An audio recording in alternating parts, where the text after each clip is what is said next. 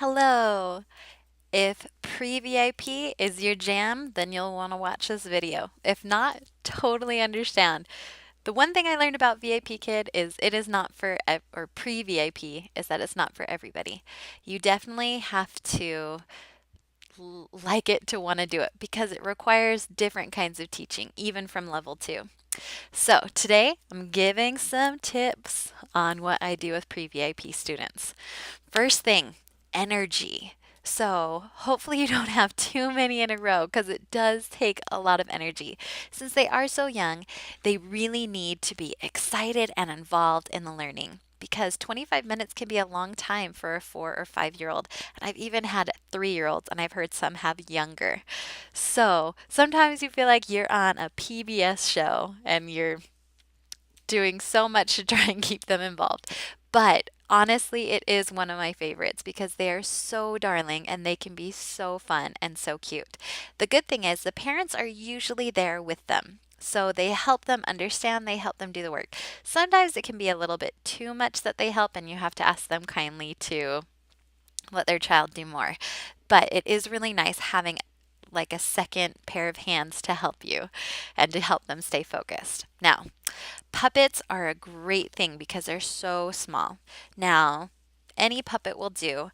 I actually really like puppets that I can have them be shy because with these young kids, they do often feel shy. You might be the very first foreign person they have ever talked to. And so this puppet, I have it be shy and I'll be like, hello, hello. And then if I get them to say, you say hello. And then when they say hello, it looks, and they get so excited. And they'll often talk to a puppet when they won't talk to me. Because for some reason, if I'm someone they don't know, they may not want to talk to me, but a puppet is something that they will. So I'll notice that I'll ask with the puppet and have them talk to the puppet, and they'll do a lot more speaking that way, especially if they're shy. Now, the other thing to remember with speaking is you don't have to do full sentences in pre-VIP. Now, I do that to extend with some of my higher level students, but with the lower levels, sometimes you are just getting them to say that one word, that target word, and that's okay. And so that kind of makes it a lot easier to work slow and to enjoy the time with the student. That's the thing to also remember is talk slow. These children may not know any English at all. Some do, but you are their first interaction with English. So you want it to be fun and you want to make it as easy as possible so they can feel that they are doing well. Because anyone who feels like they're doing well is going to enjoy what they're doing. So use your props. Use lots and lots of TPR. See, and make it exaggerated. You are that show that that child is watching and participating with. Voices help. They love doing high voices, low voices, fast and slow, loud and quiet.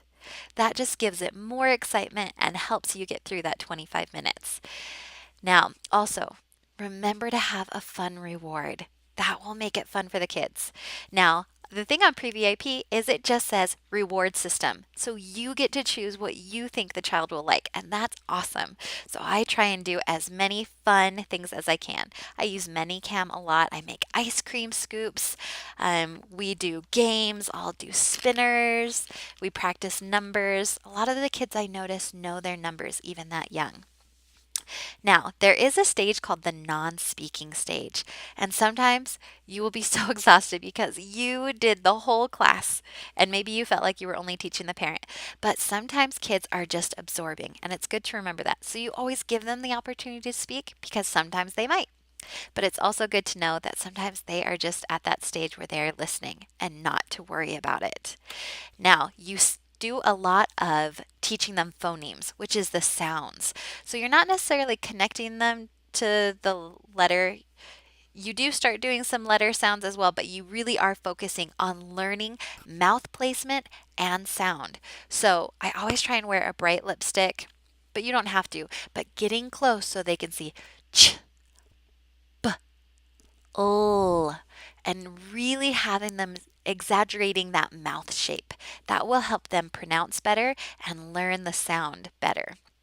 Now, also, your facial is a lot of cues to things.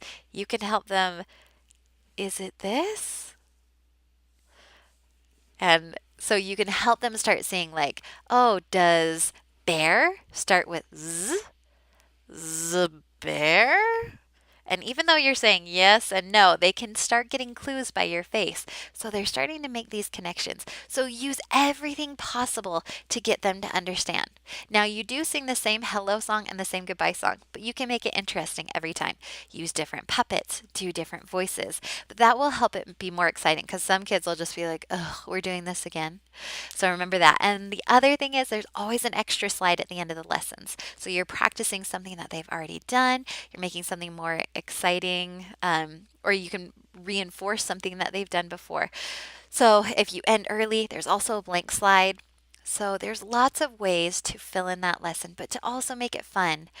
And don't be afraid to spend some time extending or having fun with it because that's honestly what you're trying to do is help these students enjoy learning English. Sorry that this went so long. Hopefully it gave you some tips if you are doing pre-VIP.